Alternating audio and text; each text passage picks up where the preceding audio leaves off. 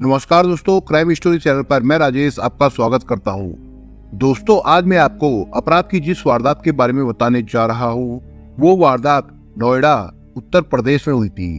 तो चलिए दोस्तों, जानते हैं इस वारदात के बारे में।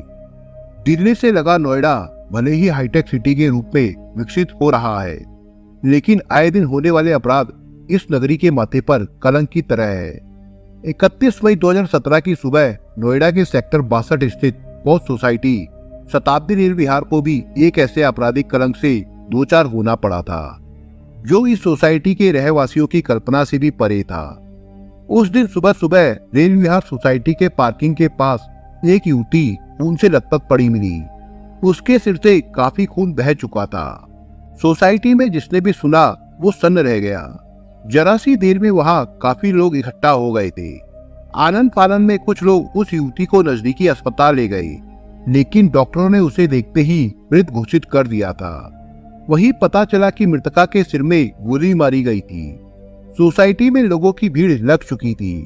उन्हीं में से किसी ने इस वारदात की सूचना थाना सेक्टर 58 को दे दी। सूचना मिलते ही थाना प्रभारी दिलीप सिंह बिष्ट और सीओ अजय कुमार वहां आ पहुंचे।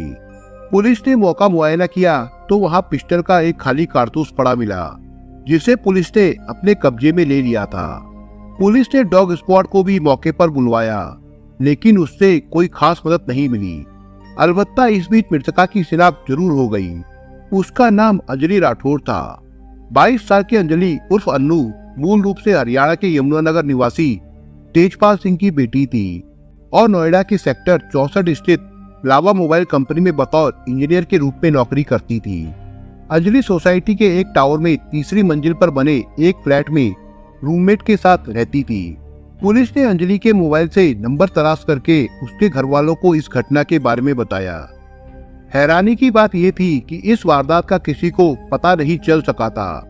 घटना का पता तब चला जब 7 बजे एक युवती बैंक की कोचिंग क्लास में जाने के लिए निकली।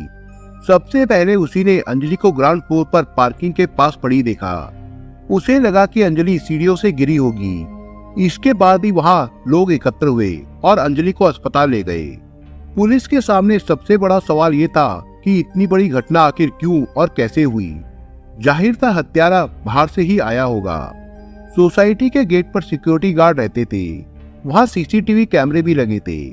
पुलिस ने गार्डों से पूछताछ की तो उन्होंने बताया कि सुबह 6 बजे के थोड़ा बाद कंधे पर बैग लटकाए एक युवक आया था और कुछ मिनट बाद ही वापस चला गया था। उसकी गतिविधियों पर कोई शक नहीं हुआ, इसलिए किसी ने उसे रोका नहीं। उसने गेट के रजिस्टर में एंट्री भी की थी। पुलिस ने रजिस्टर चेक किया तो उसमें सन्नू के नाम से एंट्री थी। युवक का मोबाइल नंबर भी लिखा था। उस नंबर पर कॉल की गई तो वो स्विच ऑफ मिला। पुलिस ने सीसीटीवी कैमरों की रिकॉर्डिंग देखनी चाहिए तो पता चला कि मुख्य गेट के कैमरे का फोकस बिगड़ा हुआ था, जिसकी वजह से वो युवक आते जाते उसकी जद में नहीं आ पाया था। अच्छी बात यह थी कि पार्किंग साइड का कैमरा सही था।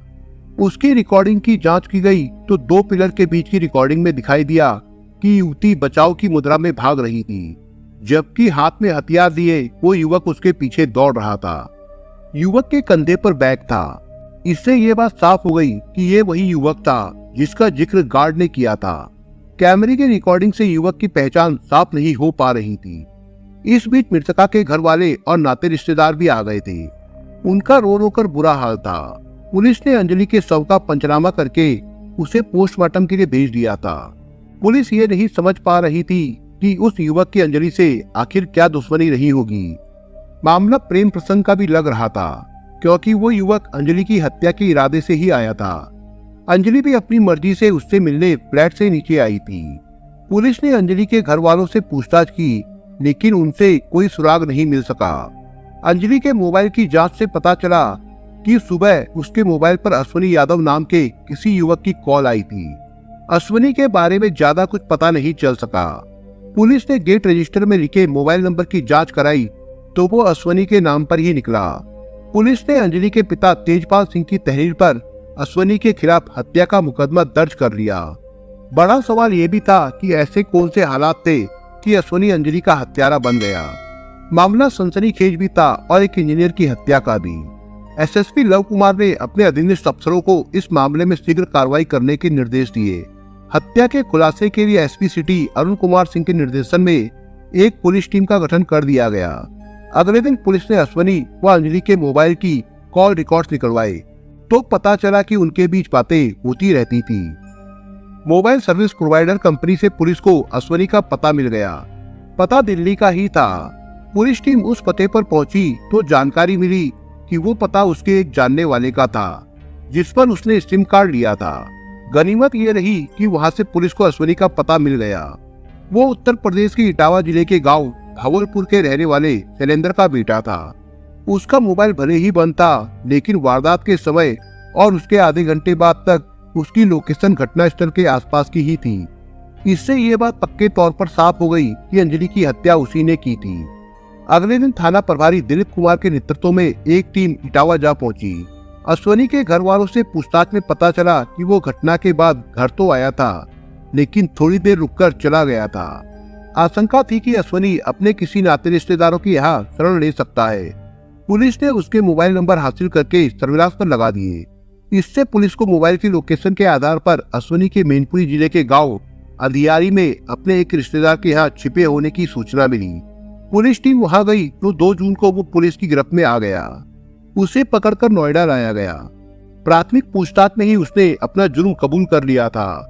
पुलिस ने उससे विस्तार से पूछताछ की तो एक तरफा प्यार में पड़े एक ऐसे जुनूनी आशिक की कहानी निकलकर सामने आई जो हर हाल में अंजलि को अपना बनाना चाहता था। दरअसल अंजलि और अश्वनी ने पंजाब के जालंधर स्थित लवली यूनिवर्सिटी में एक साथ पढ़ाई की थी। दोनों के बीच गहरी दोस्ती थी। अश्वनी ने पीसीए किया था जबकि अंजलि ने बीटेक। सन 2016 में दोनों ने अपना कोर्स पूरा किया था। बीटेक करते ही अंजलि की नौकरी रावत कंपनी में लग गई थी। दूसरी ओर अश्वनी के परिवार की माली हालत अच्छी नहीं थी।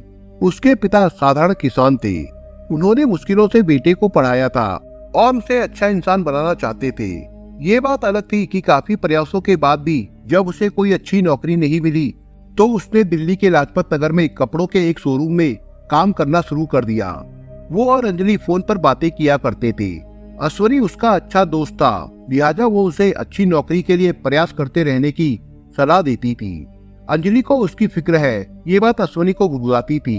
वो अपने कैरियर से ज्यादा अंजलि के बारे में सोचता रहता था, जबकि अंजलि अपनी नई नौकरी से खुश थी और मन लगाकर काम कर रही थी।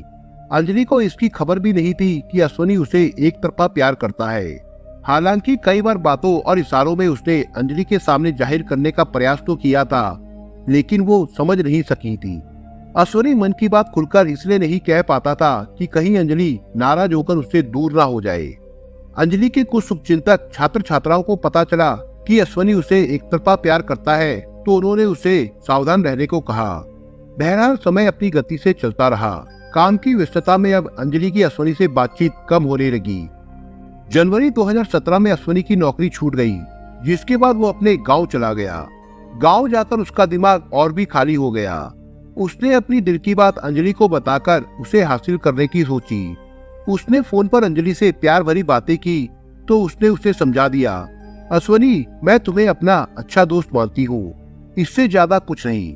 इससे अश्वनी को झटका लगा। अंजलि से उसकी बातचीत पहले ही कम हो गई थी। जब किसी इंसान की अपेक्षाओं को चोट पहुंचती है तो कई बार गलतफहमियां पैदा हो जाती है और इंसान बातों का मतलब अपने हिसाब से खोजने लगता है। अश्वनी के साथ भी ऐसा ही कुछ हुआ। उसे लगा कि अंजलि का नोएडा में किसी युवक से प्रेम प्रसंग चल रहा है, इसलिए अब वो उससे बात नहीं करती। ये सोचकर उसके सिर पर अंजलि को पाने का फितूर सवार हो गया। उसके दिल में अंजलि के लिए इतना प्यार था कि उसके बिना वो पागल सा हो गया था।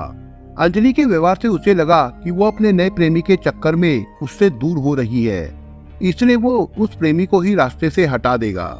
लेकिन परेशानी ये थी कि वो अंजलि के किसी प्रेमी को नहीं जानता था। ऐसी स्थिति में ये जानकारी अंजलि ही दे सकती थी। उसने सोच लिया कि वो नोएडा जाकर अंजलि के प्रेमी को तो रास्ते से हटाएगा ही, साथ ही अंजलि के सामने भी अपने प्यार का खुलकर इजहार कर देगा। अश्वनी के ही गांव का उसका एक दोस्त था, उसका नाम था विपुल। उसने विपुल को सारी बातें बताई तो वो दोस्ती की खातिर उसका साथ देने को तैयार हो गया। विपुल ने आपराधिक किस्म के एक व्यक्ति कोरा से संपर्क करके एक सप्ताह के लिए 3,000 रुपए में किराए पर .32 बोर की पिस्टल ले ली। उसने अंजलि को भी फोन कर दिया कि वो उससे मिलने के लिए आएगा। 30 मई को वो अपने दोस्त के साथ नोएडा पहुंच गया।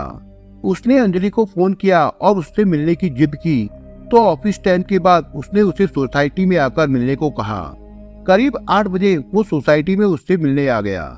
दोनों के बीच काफी देर तक बातें हुई। अश्वनी ने उसकी आंखों में आंखें डालकर कहा, मैं तुमसे प्यार करता हूँ अंजलि, यही बात तुम्हें समझाना चाहता हूँ, लेकिन तुम समझने को तैयार नहीं हो। बदले में अंजलि ने हल्के गुस्से का इजहार किया, क्योंकि तुम ऐसी बात समझाना चाहते हो जो मैं समझना नहीं चाहती। मेरे सामने कैरियर है, तुम्हें भी इन बातों को छोड़कर अपना ध्यान अपने कैरियर पर लगाना चाहिए। दिल को समझाना इतना आसान होता तो मैं कब का संभल गया होता, लेकिन मेरे लिए ये मुमकिन नहीं है। मैंने दिल से तुम्हें चाहा है। गंभीरता से कही गई उसकी बातें सुनकर अंजलि हैरान हो गई। मैं तुम्हें किस तरह समझाऊं अश्वनी, प्लीज ऐसी बातों को भूल जाओ। तुम ऐसे ही रहे तो मैं तुमसे दोस्ती भी नहीं रख पाऊंगी। अश्वनी को अंजलि की एक एक बात कांटे की तरह चुभ रही थी। मन ही मन उसने जो ढेरों ख्वाब सजाए थे वो कांच की तरह टूट रहे थे। उसे पक्का यकीन हो गया था कि अंजलि जरूर किसी के प्यार में पड़ी है। अच्छा, मैं तुम्हें एक रात और सोचने का मौका देता हूँ। अच्छी तरह सोचकर सुबह जवाब दे देना। साथ ही अपने जवाब से पहले मुझे उस लड़के का नाम भी बता देना जिससे तुम प्यार करती हो। अंजलि को चूंकि इस मुद्दे पर कुछ सोचना ही नहीं था, इसलिए उसने पीछा छुड़ाने के लिए कहा, अच्छा ठीक है, अब जाओ। इसके बाद वो चला गया। रात उसने एक गेस्ट हाउस में करवटें बदलकर गुजारी। दिन निकलते ही 6:05 पर उसने अंजलि को फोन मिलाकर कहा, मैं आ रहा हूँ अंजलि, क्या करोगे आकर, मैं निर्णय ले चुकी हूँ। क्या, उसने पूछा तो अंजलि ने बेरुखी से जवाब दिया, यही कि तुम्हें अपने कैरियर पर ध्यान देना चाहिए। एक और बात, मैं तुमसे दोस्ती नहीं रखना चाहती। कहने के साथ ही अंजलि ने फोन काट दिया तो अश्वनी तड़प उठा। फिर भी उसने सोसाइटी जाने की ठान ली। वो खतरनाक इरादा बना चुका था कि अंजलि से आखिरी बार बात जरूर करेगा, और अगर उसने अब भी इनकार किया तो वो उसे खत्म कर देगा। इसी इरादे के साथ वो शताब्दी रेल विहार सोसाइटी पहुंच गया। उसका दोस्त विपुल बाहर ही खड़ा था। सोसाइटी के गेट पर एंट्री रजिस्टर में उसने सन्नू नाम से एंट्री की और अंदर चला गया। ये उसके घर का नाम था। उसने अंजलि को फोन करके आखिरी बार नीचे आकर मिलने को कहा तो वो नीचे आ गई। दोनों पार्किंग में सीढ़ियों के पास खड़े हो गए। तुम किसी और से प्यार करती हो अंजलि, मुझे अपने उस प्रेमी का नाम बता दो, मैं उसे खत्म कर दूंगा ताकि तुम मेरी हो सको। ऐसी कोई बात नहीं है अश्वनी, प्लीज तुम जाओ, और हाँ, आइंदा मुझे परेशान करने की कोशिश मत करना। अंजलि की बात सुनकर अश्वनी बुरी तरह हताश हो गया। उसकी हालात हारे हुए जुआरी जैसे हो गए थे। नहीं, मैं आखिरी बार पूछ रहा हूँ, उसका नाम बता दो और मेरा दिल मत तोड़ो।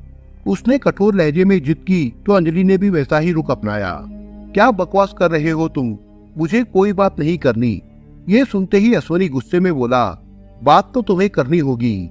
गुस्से से तिलमिलाते हुए उसने बैग से पिस्टल निकालकर अंजलि पर तान दी। आज मैं तुम्हारा किस्सा ही खत्म कर दूंगा। तुम मेरी नहीं तो किसी और की भी नहीं हो सकती। उसके खतरनाक इरादे भांपकर अंजलि के पैरों तले से जमीन खिसक गई। वो जल्दी से बोली, तुम पागल हो गए हो क्या अश्वनी? हाँ, मैं पागल हो गया हूँ। स्थिति ऐसी बन गई थी कि एकाएक अंजलि की समझ में कुछ नहीं आया। कुछ नहीं सूझा तो वो मुड़कर तेजी से भागी और एक पिलर की आड़ में छिपने की कोशिश करने लगी। अश्वनी भी उसके पीछे दौड़ा और उसके सिर को टारगेट बनाकर उस पर गोली चला दी। गोली लगते ही अंजलि गिर पड़ी। कुछ ही देर में उसने दम तोड़ दिया। इसके बाद अश्वनी पिस्टल बैग में रखकर वहां से भाग गया। रास्ते में उसने सेक्टर 62 स्थित बी ब्लॉक की झाड़ियों में पिस्टल फेंक दी। अपना मोबाइल भी उसने स्विच ऑफ कर दिया। वो और उसका दोस्त वहां से ऑटो पकड़कर सीधे आनंद विहार बस अड्डे पहुंचे और बस से गांव चले गए। अश्वनी को पता था कि पुलिस उसकी तलाश जरूर करेगी, इसलिए वो अपने रिश्तेदारों के यहाँ छिपकर घूमता रहा। घर वालों से वो दूसरे नंबरों से बात करता था। आखिरकार वो पुलिस की पकड़ में आ ही गया। पुलिस ने उसकी निशानदेही पर 2 कारतूस सहित हत्या में प्रयुक्त .32 बोर की पिस्टल बरामद कर ली थी। 3 जून को पुलिस अधिकारियों ने प्रेस वार्ता करके पत्रकारों को उसकी करतूत बताई और उसी दिन उसे माननीय न्यायालय के समक्ष पेश किया, जहां से उसे 14 दिनों की न्यायिक हिरासत में जेल भेज दिया गया। अश्वनी की जिद व जुनून ने दोस्ती के रिश्ते को भयानक अंजाम पर पहुंचा दिया था। दो लोगों के बीच दोस्ती हो जाना कोई बात नहीं, लेकिन अश्वनी की उग्र प्रवृत्ति ने अंजलि को असमय मौत देकर उसके परिवार को तो गम दिया ही, साथ ही उसने उसके खून से हाथ रंगकर अपना भविष्य भी चौपट कर लिया। अश्वनी ने हसरतों को लगाम देकर विवेक से काम लिया होता या अंजलि उसके सनकी मिजाज को भाप गई होती तो शायद ऐसी नौबत कभी नहीं आती। दोस्तों, आप अगर चैनल पर नए हो तो आप चैनल को सब्सक्राइब करने के साथ कमेंट बॉक्स में इस कहानी के बारे में अपने विचार जरूर लिखिएगा। मिलता हूँ एक नई कहानी के साथ, तब तक के लिए अपना ख्याल रखिएगा। धन्यवाद।